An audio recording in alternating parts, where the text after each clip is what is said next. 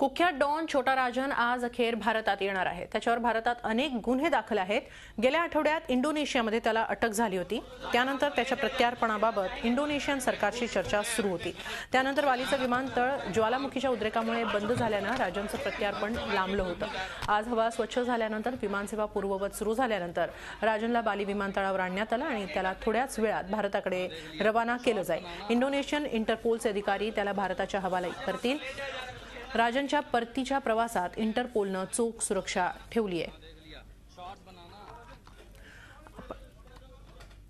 आपण याबाबत अधिक माहिती घेऊया आमचे प्रतिनिधी अजित मांढरे यांच्याकडून। अजित, आज रात्रीपर्यंत छोटा राजन भारतात येण्याची शक्यता आहे। त्याचा पहिला ताबा नेमका कुणाकडे जाईल, काय सांगाल? नक्कीच हेमाली, हे अजूनपर्यंत स्पष्ट झालेलं नाहीये की छोटा राजनचा ताबा पहिले दिल्ली पोलिसांना मिळेल का मुंबई पोलिसांना मिळेल।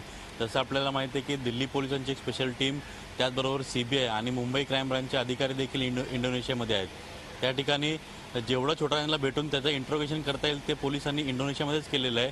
कारण का अशा काही घटना आहेत की ज्या घटनांचा छडा लावणं खूप मोठी गोष्ट आहे। जसं आपल्याला माहिती आहे की जेडे मर्डर केस आहे, पत्रकार जेडे जे होते त्यांची जी हत्या करण्यात आली होती, त्याच्यामध्ये कारण काय होतं, कोणी ते सांगितलं होतं, याचा आज मुंबई पोलीसचे जे आयुक्त आहेत त्यांनी आज स्वतः मुंबईत खुलासा केलेला आहे की सर्वात पहिले आम्ही जेडे मर्डर केसमध्ये नेमकं का जे जेडे त्यांना का मारलं, त्यामागे कोण होतं, त्या सर्वांची आम्ही माहिती घेणार आहोत आणि त्यातून पुढे जे काही 70 प्रकरणं जे दाखल आहे छोटा राजनवरती त्याची चौकशी करणार आहोत।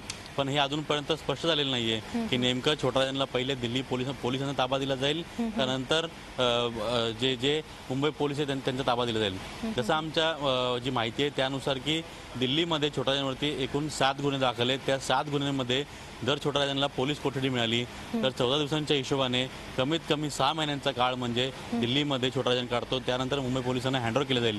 आणि सर्वात जास्त शक्यता म्हणजे सर्वात पहिले छोटा राजनचा ताबा जो आहे तो दिल्ली पोलिसांना मिळण्याची शक्यता आहे। कारण का त्याच्यावरती त्या ठिकाणी कमी केसेस आहेत आणि त्यानुसार तिकडे त्याला खटला चालवणं सोयीस्कर जाईल।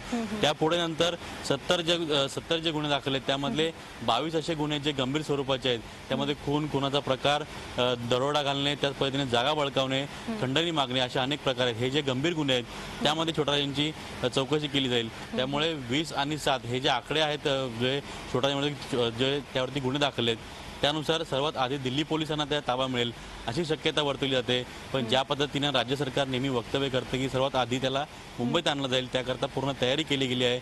आर्थरोड जेलमध्ये विशेष जेल बनवण्यात आलेलं आहे।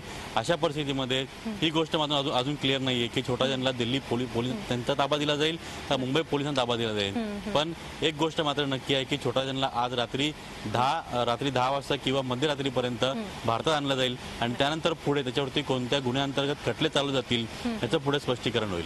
धन्यवाद अजित, आपण दिलेल्या या सविस्तर माहितीबद्दल। झी 24 तास रहा एक पाऊल पुढे।